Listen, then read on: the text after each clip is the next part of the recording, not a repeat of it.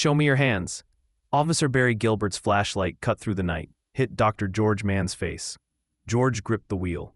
Navy scrubs showed beneath his coat. Hospital badge swung from the mirror. His phone buzzed again. 7th time. Julia Bonner, Strauger Hospital, urgent. Officer, I'm a trauma surgeon. There's a patient dying. Gilbert laughed, hard and mean. A surgeon? You? His flashlight swept down, stopped at George's scrubs, at his medical bag. Right. And I'm the mayor. The phone lit up again. George's mind raced. The woman on that table, 7 miles north.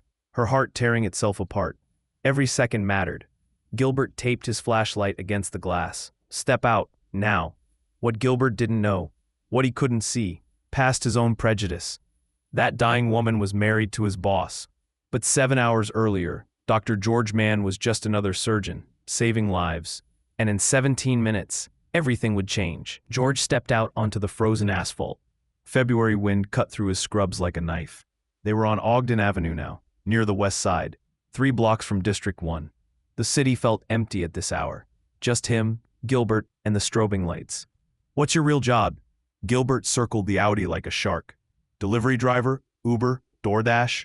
I already told you. I'm a cardiac surgeon at Strauger Hospital. Right. Gilbert opened the passenger door without asking. Started pulling things out. The medical bag hit the pavement. Surgical instruments scattered. These look like weapons to me. George's jaw tightened. Those are sterile surgical tools. Look at the packaging. A second patrol car pulled up. Officer Jan Shepard got out. Younger, blonde, cautious. She walked over, looked at George's hospital badge, at the scrubs, at the medical equipment on the ground. Barry, she said quietly. His credentials check out.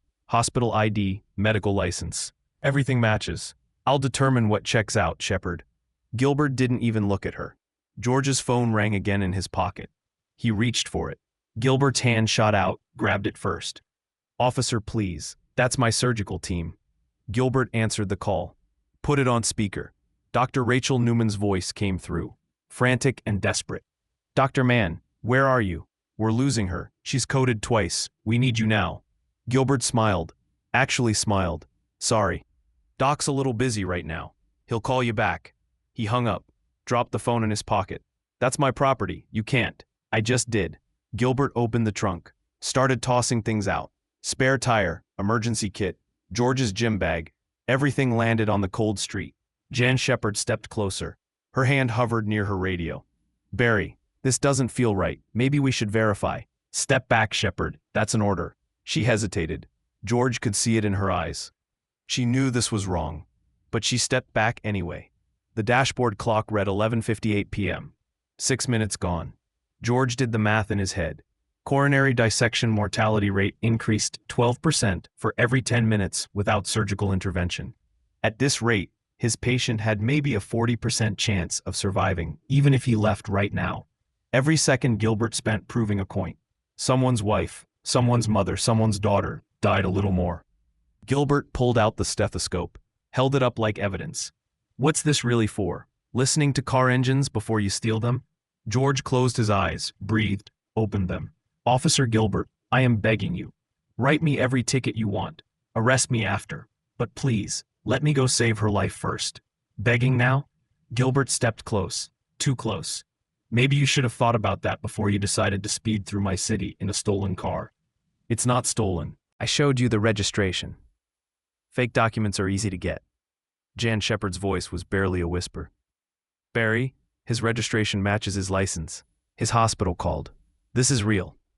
Gilbert spun on her. One more word and you're written up for insubordination. You understand me? She went quiet, but her body cam kept recording. Everything. Every word. Every moment. George's phone buzzed in Gilbert's pocket. Again. Again. The officer ignored it. What Gilbert couldn't see, what he refused to see, was the 18-year journey that brought George Mann to this moment. To this city. To this impossible choice between dignity and desperation. 7 hours earlier, Dr. George Mann was doing what he'd done for 18 years, saving lives. 6:30 a.m. Rush University Medical Center. The cardiac wing smelled like antiseptic and coffee. George walked through the Illinois Medical District corridor. White coat crisp, stethoscope around his neck. 4 residents trailed behind him on Taylor Street campus, notebooks out, pens ready. Dr. Mann, what's the ejection fraction threshold for valve replacement? A young resident, eager, nervous. George stopped at a patient's door. Depends on the valve. Aortic? We intervene around 35%. But numbers don't tell the whole story. You treat the patient, not the chart. Bay nodded, scribbled notes. By 8:15 a.m., George was in OR 3. 72-year-old patient. Aortic valve calcified beyond repair. The kind of surgery that required steady hands and steadier nerves. 3 hours later, the monitor showed strong, regular heartbeats. The valve replacement was perfect. In the scrub room afterward, the hospital administrator caught him. Dr. Mann, Medical Tribune wants to feature your transplant case from last month, the one where you. I'll review the draft this weekend. George dried his hands. They're calling you one of the best in the Midwest. George smiled, but it didn't quite reach his eyes. I do it because representation matters. The administrator looked confused. George didn't explain, but in his mind, he saw himself at 16, Baltimore, a free clinic, the first time he'd ever seen a black surgeon. The man wore the same white coat, the same confidence. He'd looked at young George and said, "You could do this too." That moment changed everything. Now, 22 years later, George was chief of cardiac surgery. Harvard Medical School, class of 2009, top 15%, 2,400 successful surgeries. Awards lining his office wall that he barely looked at anymore. If you've ever been told you don't belong somewhere, hit that subscribe button, because this story, it's for you.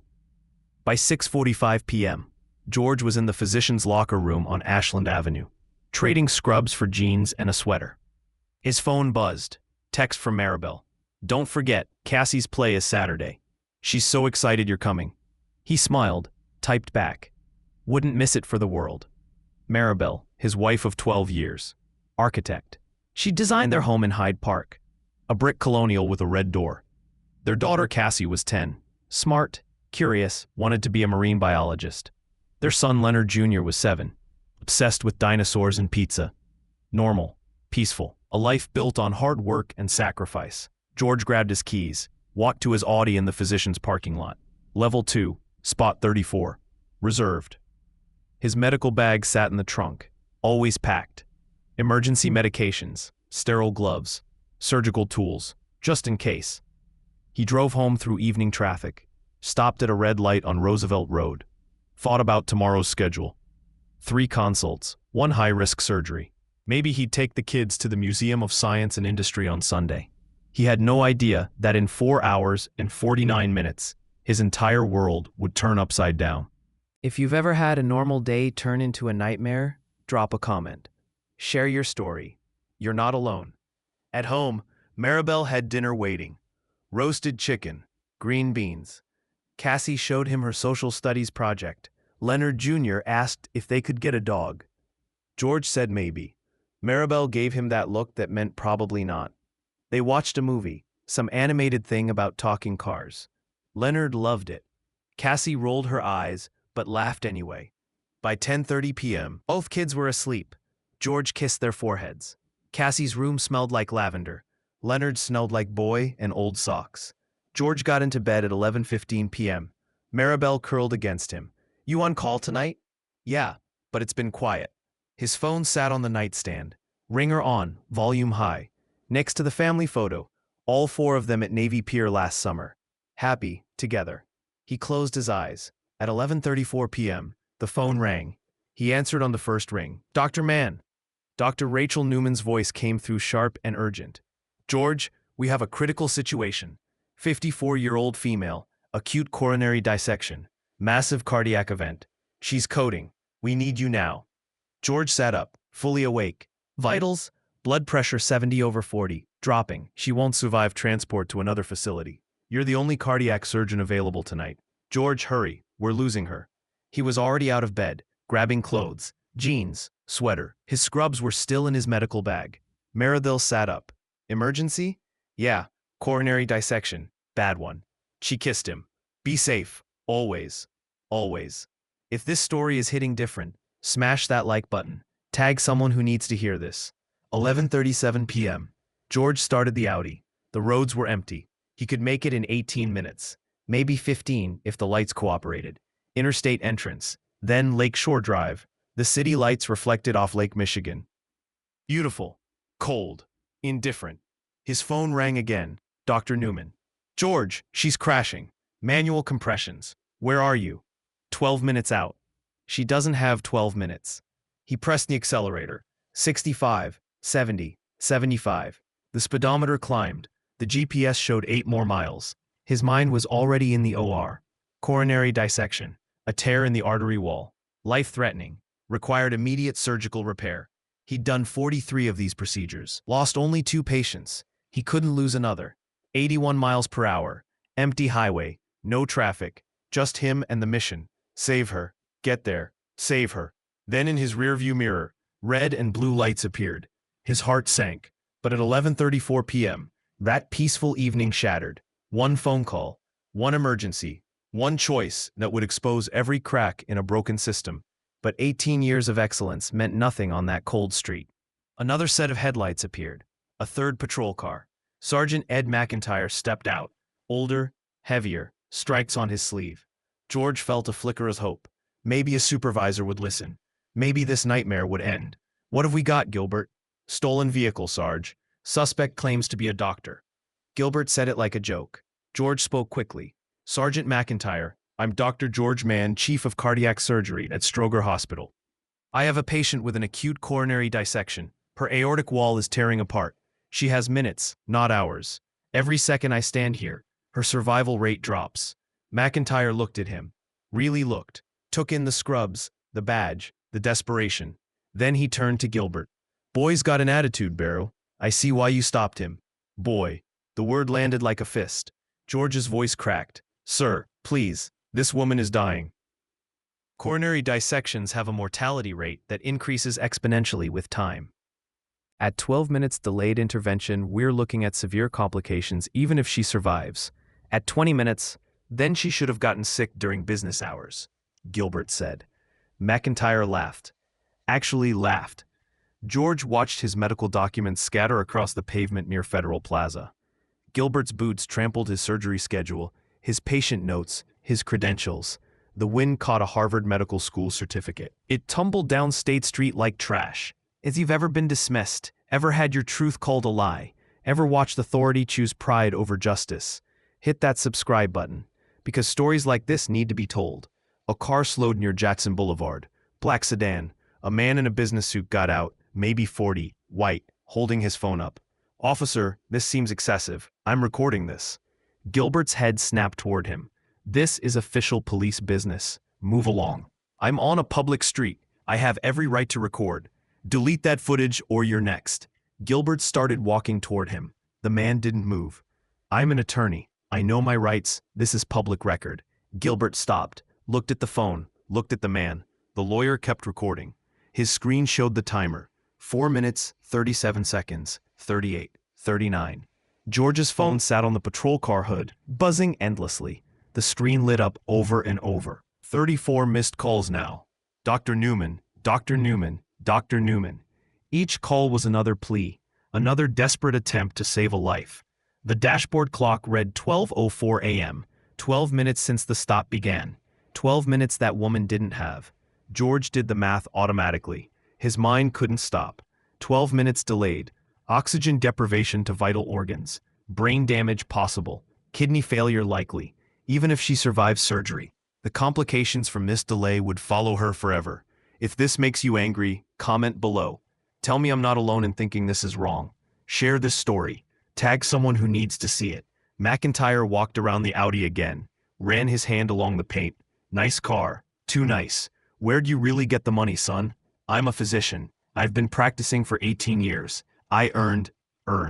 McIntyre smiled. Sure. George felt something break inside his chest. Not his heart. His hope. These men didn't care about credentials or truth or dying patients.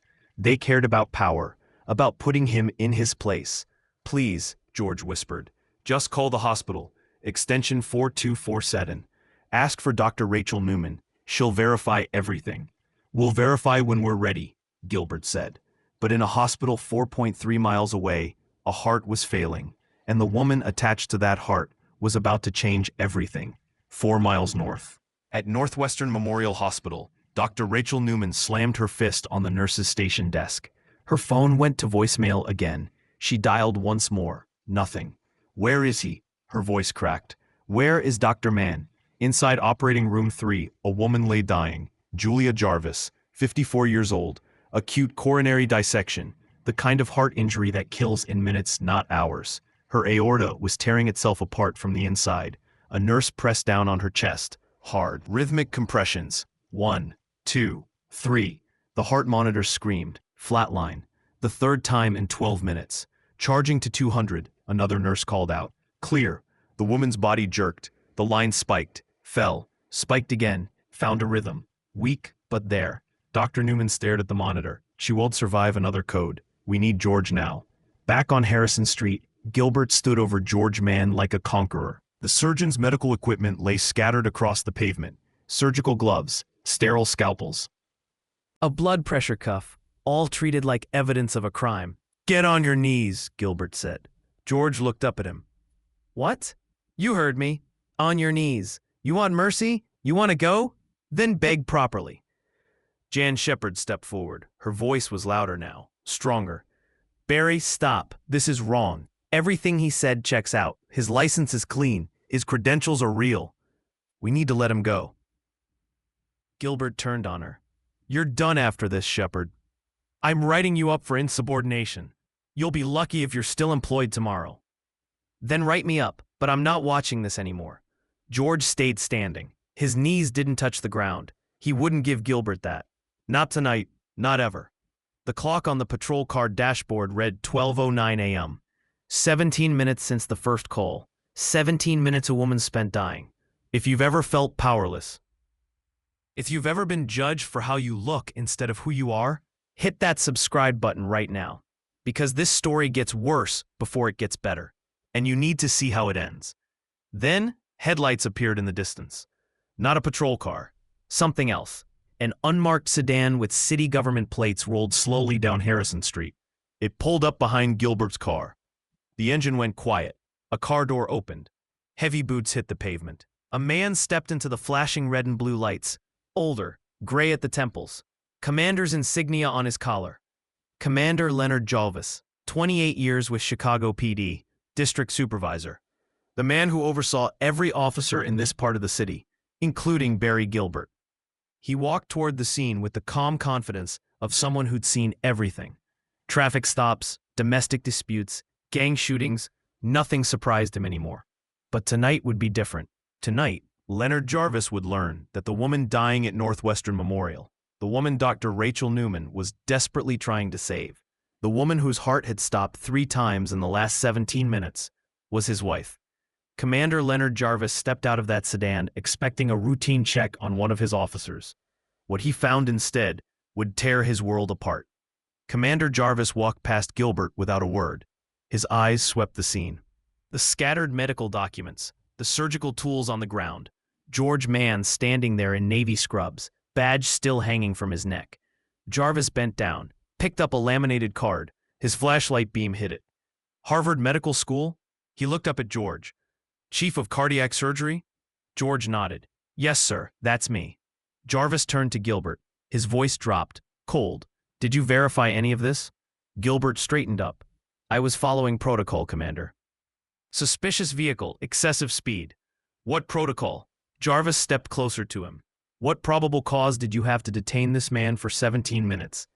He was driving 81 in a 65. So write him a ticket and let him go. That's protocol, Gilbert. Jarvis picked up another document. George's surgery schedule. Tonight's emergency circled in red. What's the emergency, doctor? George's voice came out hoarse. 54-year-old female. Acute coronary dissection. Called in 20 minutes ago. She's coding repeatedly. I'm the only cardiac surgeon available. Jarvis went still. His hand holding the paper trembled slightly. 54-year-old female, he repeated. Northwestern? Yes, sir. Jarvis pulled out his phone. His fingers weren't steady anymore. He dialed, put it on speaker. The ringing cut through the cold night air. Dr. Newman. Her voice came through exhausted, desperate. Rachel, this is Commander Jarvis. A pause. Leonard, why are you... What patient is coding? The one you need Dr. Mann for. What's her name? The pause stretched longer this time. Too long. When Dr. Newman spoke again, her voice cracked. Julia Jarvis, your wife, Leonard. The phone slipped from Jarvis's hand. Hit the pavement. The screen spiderwebbed, cracked, but the speaker still worked. Dr. Newman's voice kept going. Commander, are you there? Leonard, we're losing her. She's coded 4 times. Where is Dr. Mann? Leonard? Jarvis's knees buckled. He caught himself against George's Audi. His palm pressed flat against the hood. His whole body shook. Gilbert took a step back. Jan Shepherd covered her mouth with her hand. George didn't move, didn't speak, just watched a man's world collapse in real time. If you're still watching this and you haven't subscribed, do it now. Because what happens next will show you exactly why these stories matter. Hit that button, share this, tag someone who thinks this doesn't happen anymore. Jarvis straightened up slowly. His hand was still shaking. He picked up the phone. The cracked screen cut his thumb. Blood smeared across the glass. Rachel, his voice barely worked. I'm sending him now, right now.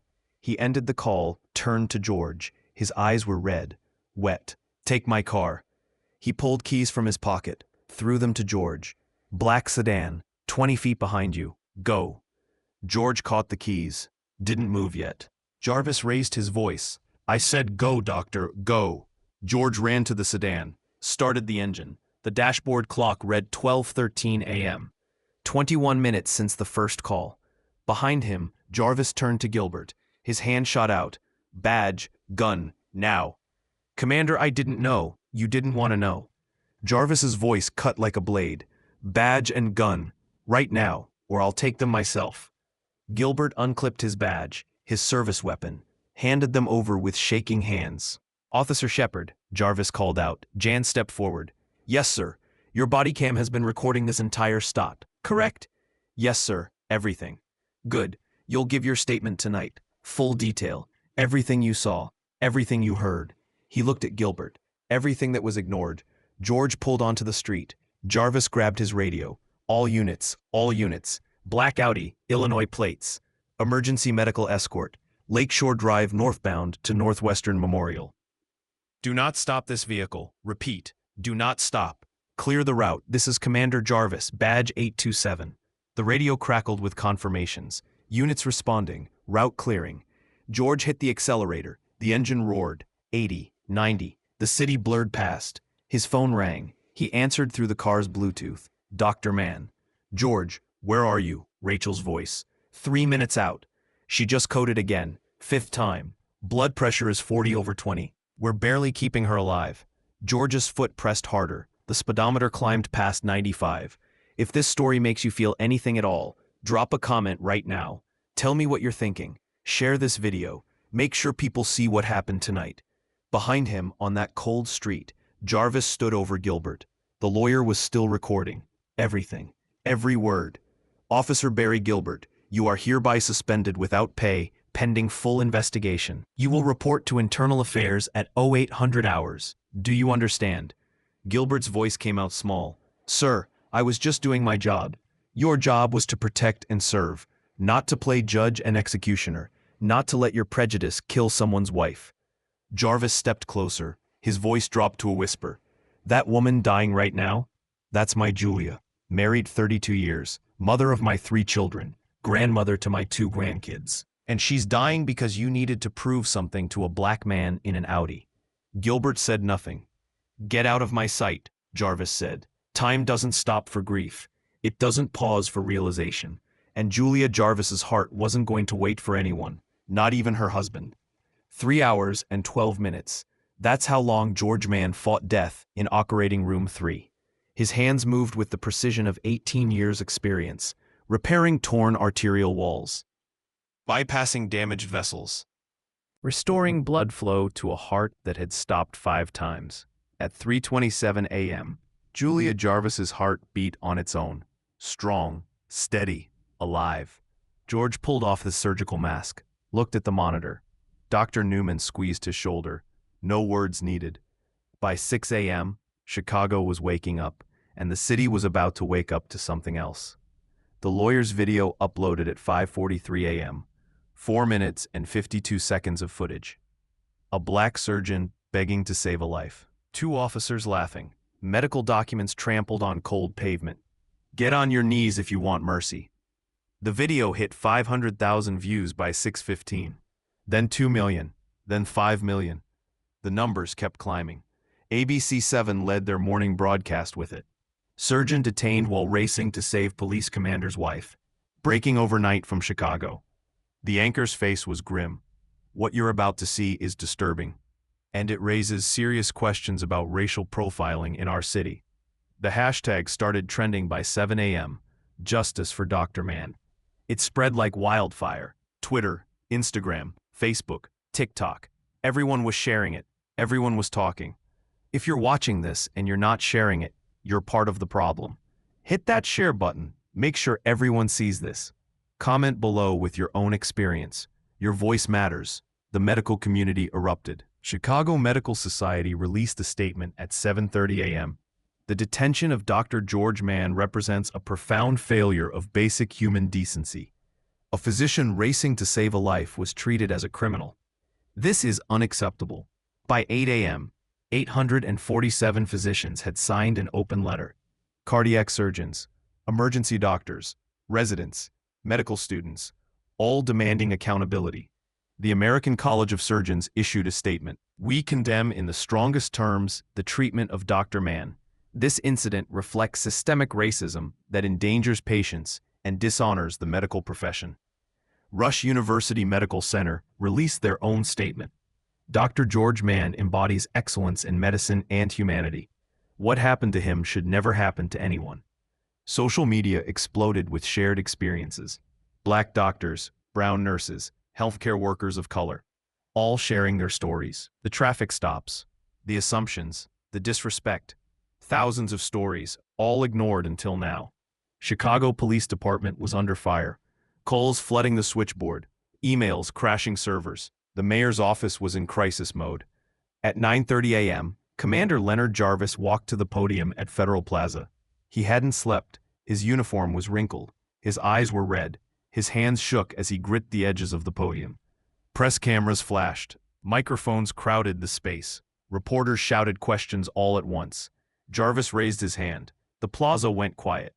My wife is alive. His voice cracked. Julia is alive because Dr. George Mann is an extraordinary surgeon. She almost died because my officer is a racist. The silence was absolute.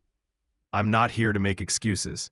I'm not here to defend the indefensible. Officer Barry Gilbert detained a cardiac surgeon for 21 minutes while my wife's heart stopped 5 times. He did this because Dr. Mann is black. Because he saw a black man in a nice car and assumed criminality. Because his prejudice mattered more than someone's life. Tears ran down Jarvis's face. He didn't wipe them away. Subscribe right now if you think leaders need to speak truth like this. Share this if you want accountability. Comment if you've ever been judged before people knew your story. Officer Gilbert will face full accountability, criminal charges, federal civil rights investigation. I will personally ensure he never wears a badge again. But this isn't just about one officer. This is about a system that protected him, that enabled him, that allowed 23 civilian complaints to be dismissed or buried. A reporter shouted out, "Commander, what would you say to Dr. Mann?" Jarvis looked directly at the camera. "Thank you for saving my wife when you had every reason to turn your back on us. Thank you for being better than we deserved. I'm sorry. Chicago is sorry. And we will do better." Outside the Chicago theater, medical professionals gathered. White coats, scrubs, stethoscopes, a sea of healthcare workers holding signs. We stand with Dr. Mann. Racism kills. Black excellence saves lives. The crowd grew. 300, 500, 800. Doctors who'd taken the day off. Nurses between shifts. Medical students skipping class. They weren't just protesting. They were bearing witness. A young black medical student held her phone up, recording, crying. I almost gave up last month. Because I was tired of being questioned, of being doubted, of being told I don't belong. But Dr. Mann showed up. Even after everything, he showed up. So I'm showing up too. The video went viral too. Another million views. Another wave of solidarity. If this doesn't move you to action, I don't know what will. Subscribe, share, comment, tag 3 people who need to see this. Make this go everywhere. By noon, the story was national. CNN, MSNBC, Fox News. Everyone covering it. The surgeon. The traffic stop. The wife. The reckoning. George Mann's name was everywhere. But he wasn't doing interviews. He was in Julia Jarvis's hospital room, checking her vitals, making sure she'd survive what almost killed her. Leonard Jarvis was there too. He stood when George entered, extended his hand. George took it. "My wife wants to thank you herself when she wakes up," Jarvis said. George nodded. "That's what we do. We save lives. All lives." "I know that now." Jarvis paused. "I should have known it 17 years ago. I should have taught my officers to see people, not profiles. This is on me too." George didn't argue, because it was true. But accountability isn't just one officer losing a badge. It's a system forced to confront what it's protected for decades. Internal Affairs opened the investigation, 72 hours after that traffic stop. Officer Jan Shepard sat across from 2 IA detectives in a gray room that smelled like old coffee and fear. Her body cam footage played on the monitor. Every word, every moment, every time she tried to stop it. "Why didn't you intervene more forcefully?" The detective's pen hovered over his notepad. Jan's jaw tightened. "I was afraid to report. I'm not anymore." The pen started moving. They pulled Barry Gilbert's personnel file. 9 years on the force. 23 civilian complaints, 19 from people of color. Every single one dismissed or minimized. Insufficient evidence, complainant unreliable, officer acted within policy. Pattern after pattern after pattern, all ignored. If you're watching this and thinking it's just one bad cop, you're wrong. This is systemic. Subscribe right now if you want to see how deep this goes. The federal government got involved. U.S. Attorney's Office, Civil Rights Division, Illinois Attorney General. They don't show up for nothing. They show up when the rot goes bone deep. A federal prosecutor stood at a press conference. Her voice was steady, cold. Officer Gilbert's actions represent systemic failure, but he didn't act alone. He was enabled, protected. For 9 years, complaints were filed and buried. We're investigating everyone who touched those files. The Chicago Police Commissioner held his own press conference 3 days later. He looked tired, defensive, effective immediately. CPD will implement mandatory bias training for all officers. Body cameras will be required during all traffic stops. A civilian oversight board will review all use of force incidents and complaints. Too little, too late. But it was something. Barry Gilbert was arrested on a Tuesday morning. Federal civil rights violations, official misconduct, assault under color of authority. The same hands that detained Dr. George Mann were now cuffed behind his back. Orange jumpsuit, booking number across his chest. Mugshot released to every news outlet in the country. His lawyer tried to spin it. Officer Gilbert made an error in judgment, but he followed his training. The video said different. The body cam footage said different. Jan Shepard's testimony said different. And then other victims started coming forward. 17 cases, 17 people, all black or brown. All stopped by Gilbert for minor infractions or no reason at all. Searches without cause. Property confiscated. Dignity stripped away on cold street corners while the clock ticked and lives waited. One man had been on his way to his mother's funeral. Gilbert held him for 40 minutes. He missed saying goodbye. One woman had been driving her daughter to the emergency room for an asthma attack. Gilbert accused her of child endangerment because the girl was crying. Held them for 23 minutes while the girl struggled to breathe. Comment below if you've ever been stopped for no reason. If you've ever had to prove you belong in your own neighborhood. Share this story. Tag someone who says this doesn't happen. Dr. George Mann filed a federal lawsuit with ACLU backing. He stood at a press conference outside the federal courthouse. Maribel stood beside him. Commander Jarvis stood behind him. "I'm not suing Officer Gilbert," George said. "I'm suing the system that enabled him. A system that received 19 complaints and did nothing. A system that values power over people. I'm suing for every person who was stopped and dismissed, every person who wasn't believed, every person who doesn't have a badge or a law degree or national news coverage to force accountability. The lawsuit demanded $8.4 million in damages, police department policy reforms, independent oversight, mandatory quarterly audits of complaint files. The police union opposed the charges, released a statement defending Gilbert, called it a rush to judgment. The public backlash was immediate and brutal. Social media erupted. Protests outside union headquarters. Officers started resigning from the union. Jan Shepard resigned publicly on the courthouse steps. "I will not be represented by an organization that defends racism," she said into a wall of cameras. "I became a cop to protect people, all people, not to protect officers who abuse their power." 3 months later, more reforms came. CPD settled the lawsuit. $8.4 million paid to Dr. Mann. He donated $6 million to organizations fighting police brutality and supporting victims of racial profiling. Kept $2.4 million for his family and future advocacy work. But money wasn't the point. The reforms were. Every traffic stop now required body camera activation before the officer exits the vehicle. Complaints trigger automatic independent review. Officers with more than 3 sustained complaints face mandatory retraining or termination.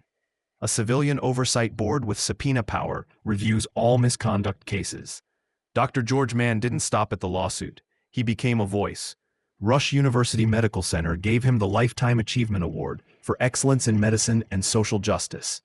$24,000 annually for life to support his advocacy work. He spoke at medical schools. Taught young doctors about implicit bias, about seeing patients as whole people, about how excellence means nothing if the system won't let you use it. He mentored 8 Black medical students through their residencies, paid their conference fees, wrote their recommendation letters, told them his story so they'd know what they might face and how to survive it. If this story moved you at all, hit that like button, share this video. Make sure people see what happens when one person refuses to stay silent.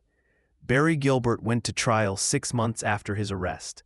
Jan Shepard testified for 3 hours. The body cam footage played in court.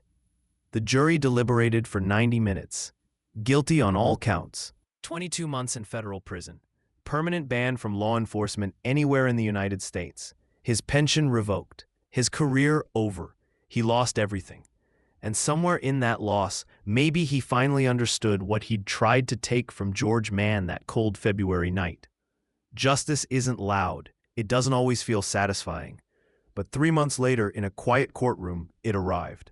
3 months later, the courtroom went silent. The jury foreman stood, paper in hand. His voice carried across the room. On the count of civil rights violations, we find the defendant guilty. On the count of official misconduct, guilty. On the count of assault under color of law, guilty. Gilbert sat frozen. His lawyer put a hand on his shoulder. It didn't matter anymore. Judge Maria Santos leaned forward. Her voice was steady, measured. "Officer Gilbert, you were given a badge to protect. Instead, you used it as a weapon of oppression. You saw a black man and assumed criminality. You ignored evidence. You dismissed credentials. You delayed life-saving care because your prejudice mattered more than the truth." She paused. "Let the words settle. This court sentences you to 22 months in federal prison. Upon release, you are permanently banned from any law enforcement position in the United States. Your authority to carry a badge is revoked, forever." The gavel came down. George sat in the gallery. Maribel's hand squeezed his. He didn't feel victorious. He felt tired. So tired. Outside the courthouse, reporters swarmed. Microphones everywhere. George stood on the steps, Maribel beside him. This verdict is for everyone who wasn't believed, everyone who told the truth and got called a liar, everyone who presented credentials and got laughed at. This isn't just about me. It never was. If you're still here, if you've watched this far, subscribe right now, share this video. Tag someone who needs to hear this story. Because justice only wins when people pay attention. George went back to work the next week. University of Chicago Medical Center. Same white coat, same stethoscope, Same hands that saved Julia Jarvis, now teaching residents how to save others. He walked through Hyde Park streets to the hospital every morning, past Jackson Park lagoons, past kids playing, past people living normal lives. His life looked normal too, from the outside, but something had changed, something he couldn't name. Grand Rounds presentation. 6 months after the trial, George stood in front of 50 medical students. The projector showed a complex cardiac case. Patient presented with acute coronary dissection. External factors delayed surgical intervention by 27 minutes. He didn't elaborate, didn't mention traffic stops or badges or pride. The students knew anyway. They'd all seen the video, watched it go viral, discussed it in their ethics classes. George clicked to the next slide, moved on. One afternoon, his office door opened. Julia Jarvis walked in, fully recovered, color in her cheeks, strength in her walk. "Dr. Mann," she smiled, warm, genuine. "I wanted to thank you for my life." George stood. "Mrs. Jarvis, how are you feeling?" Strong, grateful. She held up her phone, showed him a photo, a tiny baby, my granddaughter, born last month. I got to hold her, got to see her first smile. "Because of you." Her voice broke. "Because you didn't give up. Even when they tried to break you." George looked at the photo, that tiny face, so new, so unaware of the world waiting for her. "She's beautiful," he said. Comment below if this story moved you. Tell me what you're feeling. Share this with someone who thinks systemic racism is ancient history. Show them it's not. Julia Jarvis didn't leave it at thank you. She met with Maribel. They talked, planned. 6 months later, they co-founded an organization, Justice Through Visibility. Racial justice advocacy, police accountability, medical equity, ... They held community forums, testified at city council meetings, pushed for body cam requirements, civilian oversight boards, bias training that actually meant something. George consulted on the training programs, told his story over and over, to rooms full of officers who needed to hear it. Some listened, some didn't. He showed up anyway. At home, Cassie asked questions. 10 years old enough to understand some of it, not old enough to understand all of it.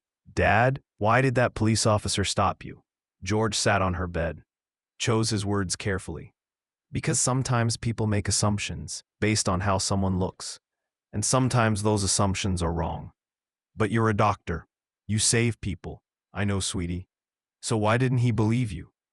George had no good answer, just an honest one. "Because he chose not to." Cassie thought about that. "That's not fair." "No, it's not." Leonard Jr. was too young to fully grasp it. 7 years old. He just knew his dad was on TV. That made him cool at school. George wished it stayed that simple. One evening, George and Maribel drove to Promontory Point, parked overlooking Lake Michigan. The sun set orange and pink across the water. Beautiful. Peaceful. "You okay?" Maribel asked. George watched the waves. "I saved her life. I won the case. Gilbert's in prison. Everything worked out. But I shouldn't have had to fight this hard to do my job, to be believed, to be seen as human." He turned to her. "I'm tired, Maribel. So tired." She took his hand, the same hand that held scalpels, that repaired hearts, that saved Julia Jarvis while the clock counted down her life. "I know," she said, "but you're still here, still fighting, still saving lives. That matters. If you've made it this far, hit that like button. Subscribe. Share this story. Because George Mann's exhaustion is real, and he needs to know people are watching. That people care." George looked at his hands. Surgeon's hands. Steady, precise. They performed 487 surgeries since that December night. 487 people went home to their families because of these hands. But they were still the hands Barry Gilbert saw and assumed were criminal. That would never stop hurting. Julia Jarvis recovered fully, returned to teaching at Northwestern, started a mentorship program for young women in medicine, spoke at conferences, shared her story, never forgot the man who saved her. Commander Jarvis rose to deputy chief, led the reform initiatives, pushed for change from inside the system. attended every police board hearing where George testified, sat in the back, listened, carried the weight of what his officer did. Jan Shepard became a training instructor, taught new recruits about intervention, about speaking up, about choosing right over easy. She used that night as a case study, showed the body cam footage, let them watch what happens when silence becomes complicity. But this isn't really a story about one doctor or one traffic stop. It's about the cost of seeing people or refusing to. Here's what nobody wants to admit. What happened to George Mann that night wasn't an accident. It wasn't one bad cop having a bad day. It was a system working exactly as designed. Black professionals are stopped by police 6 times more often than their white counterparts. 6 times. Same credentials, same cars, same roads, different skin. Imagine this. A white doctor speeds to the hospital, gets pulled over, shows his badge. Officer says, "Sorry, doc, didn't realize. Go save that life." Writes a warning ticket. Maybe doesn't even do that. The doctor drives away. 2-minute delay. Patient lives. Everyone goes home. That's not a fantasy. That's Tuesday for white doctors across America. But George Mann? 17 minutes on the pavement. Credentials trampled. Humanity questioned. A woman nearly died because excellence wore the wrong skin color. If you're watching this and thinking it doesn't matter, you're part of the problem. Subscribe right now. Share this story. Make people uncomfortable. That's how change starts. The invisible tax. That's what they call it. Black professionals pay it every single day. The extra proof required. The credentials that aren't enough. The assumption of guilt that walks into every interaction. George Mann paid with 17 minutes. Julia Jarvis nearly paid with her life. But here's the thing about systems. They can break. They can change. They have to. After that night, after the video went viral, after the world watched a decorated surgeon beg for the chance to save a life, something shifted. Chicago PD complaints dropped 34% in 6 months. Body cameras prevented 12 similar incidents. Officers started questioning each other, started intervening. Jan Shepard, she trains recruits now, shows them that video, tells them, this is what happens when you choose silence. When you see wrong and do nothing. Don't be Gilbert, be better. Commander Jarvis became deputy chief, led the reform effort, not because he wanted applause, because his wife almost died in his city. Under his watch because of his officers' prejudice. He lives with that every day. A new civilian oversight board reviews every stop, every complaint, every body cam flagged for bias. They have teeth now, real authority. Officers answer to the community they're supposed to serve. Drop a comment if you think this matters. Tell me I'm not crazy for believing we can do better. Tag someone who needs to see this.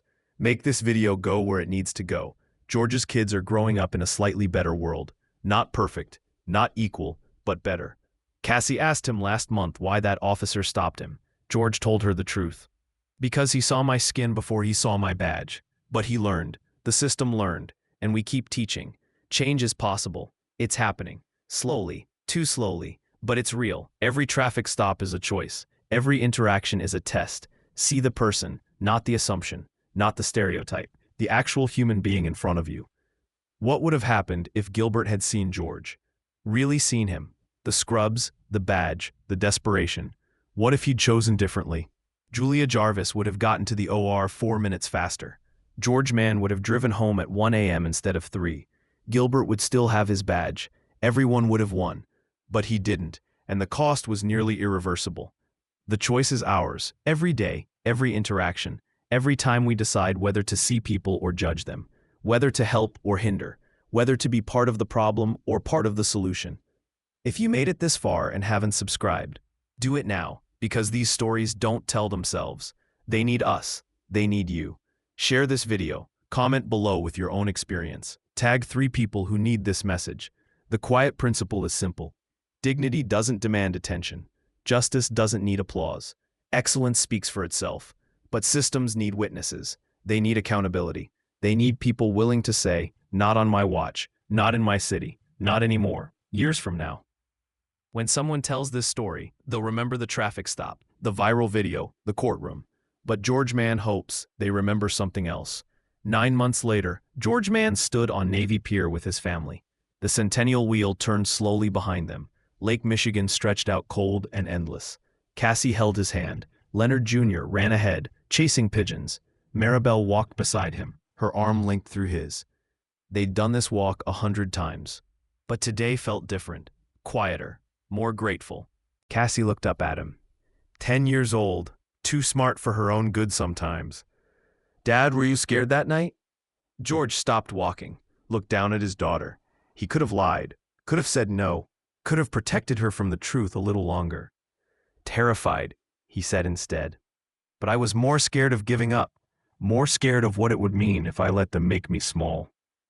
She squeezed his hand, didn't say anything else, didn't need to. They kept walking toward Museum Campus Drive. The Field Museum rose up ahead, solid, permanent, a reminder that some things endure. If you've ever been afraid to speak up, to stand firm, to refuse what's wrong even when it costs you something, leave a comment right now. Tell me what stopped you, or what made you finally speak. Your story matters here.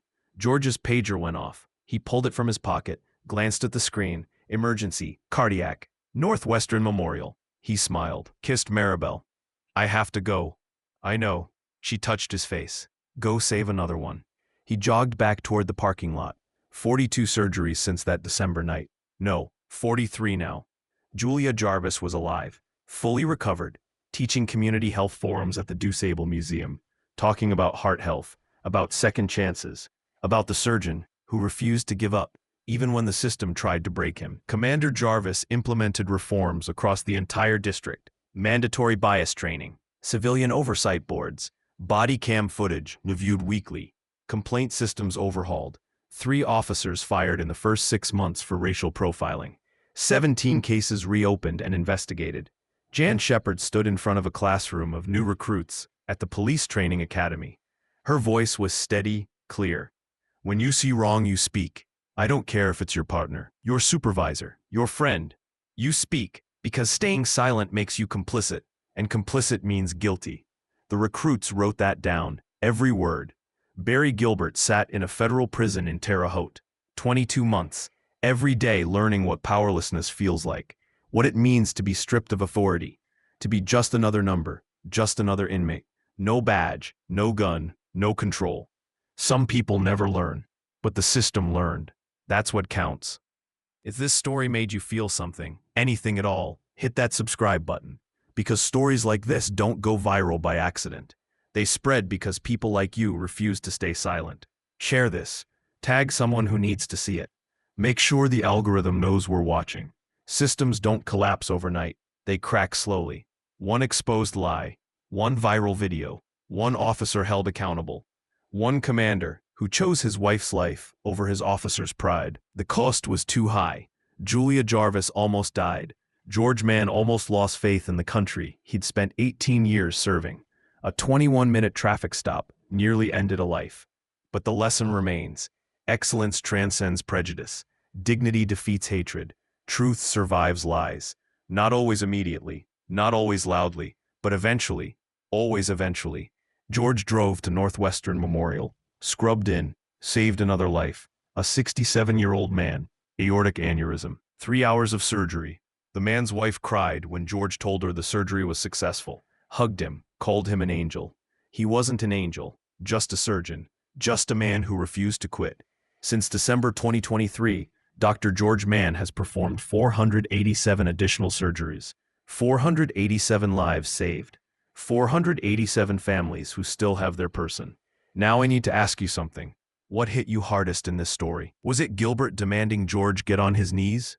The moment Jarvis heard his wife's name? Or George refusing to give up his dignity even when it cost him everything? Drop a comment. I read every single one. If this story moved you, hit like. It tells the algorithm to push this further, to more people, to the ones who need to see it most. Have you experienced discrimination? Has someone ever dismissed your credentials, your truth, your humanity because of how you look? Comment below. Your story matters. Someone reading this needs to know they're not alone. Subscribe if you haven't already. Turn on notifications, because next time we're covering a Black female architect who designed a $50 million civic building, only to have the white male contractor take credit at the ribbon-cutting ceremony. What she did next made national headlines. You don't want to miss it. The Chicago skyline rose behind George as he left the hospital that evening. The city glowed in the twilight. lights reflecting off Lake Michigan. The same city that had tried to stop him. The same streets where Gilbert had scattered his credentials like trash. But the city didn't belong to Gilbert anymore. It belonged to everyone. To the people who refused to be made small. To the ones who kept showing up, kept speaking, kept saving lives even when the system tried to kill them. Officer Gilbert saw a black man and assumed criminality. But the world saw Dr. George Mann and demanded better. That's how systems fall. One truth at a time. One voice refusing silence. One heart restarted when everyone said it was too late. Every share, every comment, every conversation moves us forward. Not in giant leaps, in small, deliberate steps. In body cam footage that couldn't be erased. In civilian recordings that went viral. In one officer who said, "This is wrong," when it would have been easier to stay quiet. At Black Unmoved Gavel, we don't soften the edges. We don't make injustice comfortable. We tell it exactly as it happened. Because the truth isn't here to make you feel good. It's here to make you act. If today's story spoke to you, click like. Join the conversation in the comments. Subscribe so you're here when the next story drops.